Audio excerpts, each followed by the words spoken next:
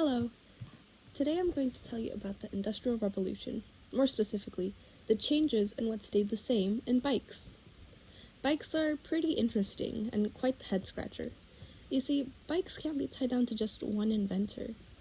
The first sketch of what looks to be similar to our modern-day bikes was actually made by the same guy that painted the Mona Lisa. That's right, Leonardo da Vinci.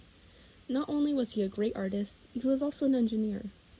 But it was later proven that the mechanics shown in this sketch wouldn't be able to work properly. Now, the first prototype and what helped kickstart us to our modern-day bikes was made by this guy, Baron Karl von Drais de Saubern of Germany. He made what was called a Lauf machine, which means running machine. It was said he rode said vehicle for 14 kilometers, or 9 miles, and later exhibited what he had made. A guy named Dennis Johnson saw Baron's invention and bought one for himself. He made an improved design and even started to manufacture them. But his design had a flaw. It worked wonders on smooth paved roads, but only that. Manufacturing soon ended after 6 months. The next major step which helped bring bikes to life was made by Scottish blacksmith Kirkpatrick Macmillan. Macmillan made a machine which consisted of 2 pedals connected by a metal rod, which would give power to the rear wheel.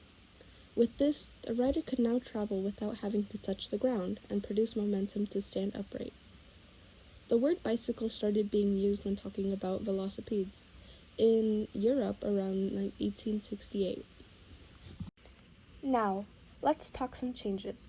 Other than designs and other bicycle-like predecessors, bikes brought more freedom. People had to marry within their tiny villages because traveling wasn't much of an option. Often people had to marry their cousins. But with bikes, that could change, and people got to leave their villages and meet new people. The bike got quite popular, and in came a bicycle craze. Many people wanted a bicycle, including women. Instead of wearing their harmfully tight corsets, they would be seen taking a stroll with loose-fitting shirts, bloomers, and actually, people started to prefer taking a stroll over their Sunday services. Let's just say people of the church were not so happy. Now we know about the changes. So, what exactly stayed the same? Even now, to this day, bikes have always been a more affordable and less damaging way of transportation. They would even sell out more compared to cars by 3 to 1. Bikes are a good, easy, and less harmful form of transportation, and it's even been like that ever since they were invented. And this is what stayed the same for bikes. Anyhow, with this, that concludes the changes and continuities of bikes during the Industrial Revolution. Thanks for listening.